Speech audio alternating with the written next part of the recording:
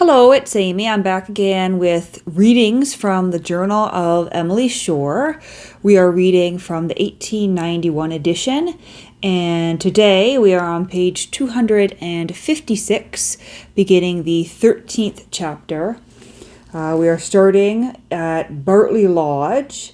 Over the course of this chapter, she will be in London and on the ship David Lyon Madeira. But we are beginning with the entry for July the 1st, which was a Sunday. I have been addicted of late to growing faint after breakfast. I do not much mind it myself, only that it alarms Papa and Mamma. Poor Papa is so anxious about me that one would think every cough I utter is my death now. I suppose I am never to be strong again. It is nearly 3 months since I have walked into the forest, and now I am always left behind when others go out. This evening I could almost have cried when I saw Mamma, Aunt Charlotte, Cousin Susan, and the 4 children set forth joyously to ramble in some of the loveliest glades, and poor I was obliged to content myself with a dull drawing-room. It was a sweet, still summer's evening, such as is proper for the enjoyment of the forest, and I would have given worlds to have gone too. However, I had a partner in misery, poor Papa, who is at present equally unable to walk. So we remained quite quietly conversing at home, and certainly I enjoyed it very much. I grew envious again of the strong party when they returned at nearly 9 o'clock, extolling the beauties they had seen, and bringing in a handful of butterfly orchises, whose delicious fragrance scented all the room and recalled me to those long-past days when I used to gather them at Woodbury. July 2nd, Monday. I remained peaceably in the house till 6 o'clock, when, though not very strong, I determined at last to attempt a ramble in the forest. So I set forth with Louisa, Mackworth, and a camp stool. We were nearly 2 hours, and I have seldom enjoyed a ramble much more. We walked first into Mary's glade, and there sat down. I was in raptures. I never before saw the forest in its early summer garb. The only drawback was the scanty foliage of the poor ravaged oaks, but the beeches were in all their glory. Thence we went into Tilla's glade, which is beyond comparison the prettiest immediately around Bartley Lodge. I had not seen it since it was clothed with foliage, and it looked 10 times lovelier than ever. The view down over the woodlocked heath below is quite park-like, and has a graceful, ornamental appearance that seems scarcely to belong to the wilderness of primitive forest. Here we sat in the shade, looking down a vista of sunlight. The turf on which we sat was as soft and green and smooth as an artificial lawn. But what are become, as Cousin Susan says, of last year's dead leaves? It was enamelled with 1,000 flowers, and every clump of moss and heath was covered with blossoms. From this spot we rambled to Papa's parlour, and then from glade to glade and path to path, with no particular object, chatting, admiring groups of trees, shady vistas, or sunny openings, listening to golden wrens, gathering flowers, and occasionally sitting down in some spot scented with the butterfly orchis. When we crossed the branch, Cadnam Road, and descending through the thick fern and heath into dense wood, reached Papa's terrace, along those green flowery ridge, we walked, looking down into the verdurous hollow at our feet. Our last halting place was under a large oak on the edge of the wood, looking over our favourite common, where the pretty deer were grazing in large herds. All these places were new to me since the appearance of foliage, and I had never before seen the carpet of Tormentil pedicularis, bog pimpernel, yellow loosestrife, blue milkwort, eyebright, bedstraw, yellow rattle, and many others whose names I do not know, mixed with taller foxglove, butterfly orchis, and various heaths, some in crimson spikes, others in pale rose-colored clusters of bell-shaped blossoms. Mackie was in high spirits and so happy. now lying on the green turf, now running amongst the thickets and gathering flowers for me, now cutting fern stalks and showing me the oak tree, now watching the pale green moths that flitted about, now telling me about stag beetles, red deer, and buck's antlers, now asking me questions about Mary and Tilla. We returned through Mary's glade. It was nearly 8 o'clock, and the contrasted lights and shades at the beginning of our walk had melted into the softened hue of evening twilight. The park is full of flowers, particularly the meadow lichens. M tells me that a short time ago it was quite blue with the pretty milkwort. We came to tea this evening with our curls adorned with wild flowers we had gathered in the forest. July 3rd, Tuesday. Now for my reading. First I read through an amusing play of Massinger's, The Emperor of the East. Then I took Foster's essays. Papa has been telling me he thinks my reading too much confined to mere historical matter-of-fact books, and recommends me to diverse my studies with books on moral and didactic subjects, such as Forster's essays and The Natural History of Enthusiasm. Accordingly, I mean to read them both and then dive into Butler's Analogy. I was thinking over, as I lay in bed, what plan I had better now pursue in my studies, for I had come to a pause in them before I went to Worthing. I have resolved to have the following books in hand at once: The History of India, Forster's Essays, and Mrs. Somerville's Connection, either all on the same or on alternate days. Geography will accompany the first, chronology I shall pursue as before. But languages! How shall I manage that? I must keep up French by the reading of Lamartine.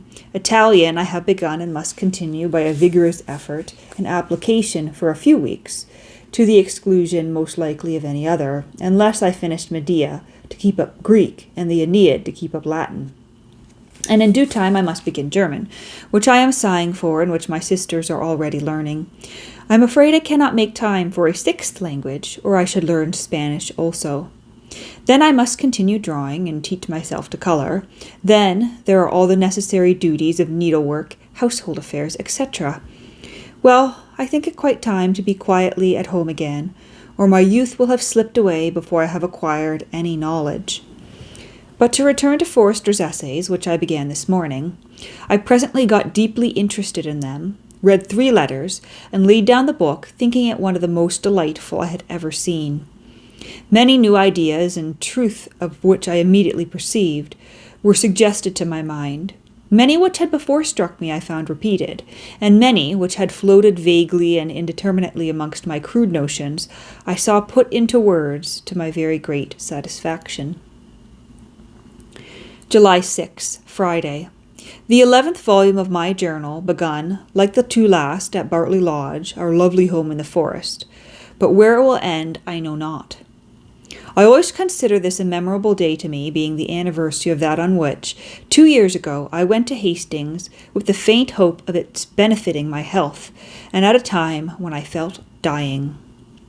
Yet it has pleased heaven to prolong my life up to the present time, as so far to restore my health, that with care it may not be materially shortened. Even this, indeed, I sometimes doubt in my secret soul, for though I am not steadily going back, yet I do not go forward in the progress to strength. My cough, however, is materially better today. I even joined the rest of the party for half an hour in drinking tea at 7 o'clock at Beechwood in the garden too, which we found very pleasant. I had not seen the Ducksworth for some months. They were very kind to me, as indeed they always are to us all. It is but a step from our house, so I walked back by myself half the way, and as I slowly sauntered up the park to the house, I gathered a few flowers to botanize, an amusement I have long neglected. By the time I had ascertained the names of 2 very common plants, the Prunella vulgaris, or self-heal, and the Lathyrus pratensis, or tear everlasting, alias yellow vetchling, it was too dark for me to examine any more. So I threw myself back in the comfortable beehive chair and indulged myself in pleasing reveries, much of them inaudible if anyone had listened, for I cannot conquer the habit of talking and laughing aloud when by myself. My thoughts then turned to this day 2 years. I remembered Hastings. I remembered how I hailed its blue sea, and how the first breath of the salt air revived my languid and sinking frame. My mind, not being capable, under the influence of a blister and a second nearly sleepless night of any exalted studies, or rather of any very exalted studies, I again revelled in my favourite old dramatists. I read 2 plays of Ford's, and have now gone through them all except one which I do not mean to read. The 2 are The Sun's Darling and The Witch of Edmonton. The first is not so much of a play as a masque. It is amusing and lively, has no dramatic merit, but many sweet bits of poetry. The Witch, etc., I like exceedingly, though it has many faults and absurdities. In particular, the nonsense of the merely comic parts, and the unmingled, uninteresting villainy in the character of Frank. For his petness in the end is too quiet and unnatural to please. But I think many of the pathetic scenes are quite beautiful. Susan is a lovely character conceived in an utterly different spirit from Ford's other heroines, and calculated to rouse all our gentler sympathies. The scenes between her and Frank in Act 2, Scene 2, and Act 3, Scene 2 are, to my thinking, among the best in Ford's plays. There is much fine poetry in this drama, especially where the witch is introduced. See her opening speech in Act 5, Scene 1. I next open the beauties of Beaumont and Fletcher, and lighted on some noble passages, which made me regret bitterly that the plays in which they occur cannot be read. That the gifted dramatists should have done themselves such injustice as to render it impossible for the reading public in general to admire, according to their deserts, the works strewn with such inimitable beauties. I finished Forster's first essay, On a Man's Writing Memoirs of Himself, and it has given me much subject for thought and self-examination. In point of fact, this journal of mine, which I have continued for 7 years, beginning at the early age of 11, is much the sort of memoir Foster describes. I am sure it is a memoir of my character and the changes and progress of my mind, its views, tastes, and feelings. But I am conscious that, at the same time, it is far, far from being as complete as with this end it ought to be. Till the last 3 years I meant it for little more than a journal of occurrences, deeds, occupations, not of the private state of my mind. Consequently, it has till lately become a journal meant neither merely for myself nor for any one intimate friend. I allowed most of my friends to see it. Still, even in this state, it could not fail to show many great changes in my mind and ideas, but more those of my head than of my heart. For 2 or 3 years my journal has been altered in its character, and since this it is that it has become, to me, a valuable index of my mind, and has been the record of faults and follies, which have made my cheek burn on the reperusal. I have poured out my feelings into these later pages. I have written them on the impulse of the moment, as well as from the coolness of calm deliberation.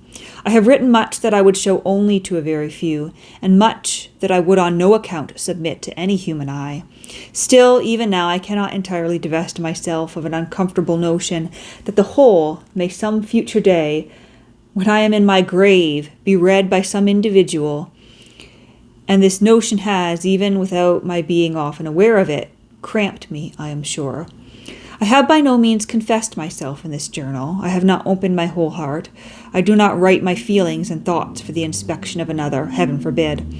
But I imagine the vague fear I have above mentioned has grown into a sort of unconscious habit, instinctively limiting the extent of my confidence in ink and paper, so that the secret chamber of my heart, which Foster speaks so strikingly, does not find in my pen a key to unlock it.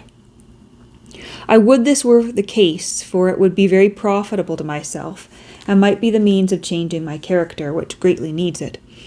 I cannot do so in this journal, for its existence is well known, neither would I lock it up entirely from my family and particular friends, for the parts which I leave open afford them so much entertainment that I should not like to withdraw it. Besides, a last and remote consideration, but one which, absurd almost as it is, I choose to take into consideration, should it hereafter happen that I should be married, and the mother of my family, I think that much of these records of my own early life may be interesting and instructive to them. I think then, though it is with difficulty, I am quite resolved on it, that this is what I will do. I will continue this journal on my present plan, but I will commence and steadily continue another, into which I shall pour all the secret feelings of my heart, my sins, my weakness, my progress towards goodness, or, if unhappily necessary, an occasional relapse or decline. Things known only to my conscience and my God shall all be carefully and daily recorded there. Yes, I will endeavor to do so unshrinkingly. I know the task will be most painful and humiliating. I know I shall seem to be cutting across every sinew of my self-esteem with a blade of caustic. But do it I must.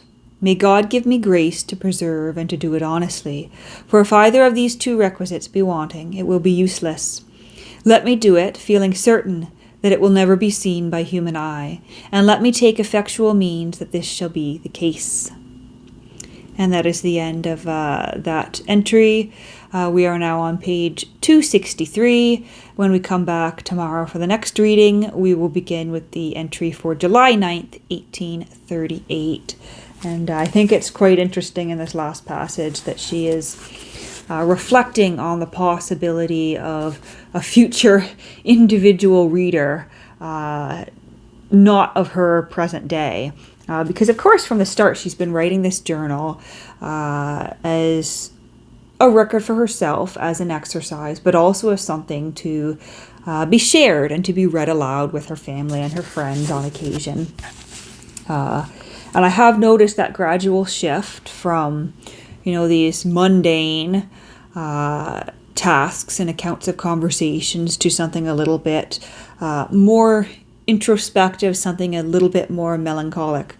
And I guess she's, noticed that for herself here too. And as we've seen, is committing herself on paper to writing a second journal where she dives more into the depths of her emotions and thoughts, something she perhaps wouldn't want to share with family, friends, a theoretical individual in the future.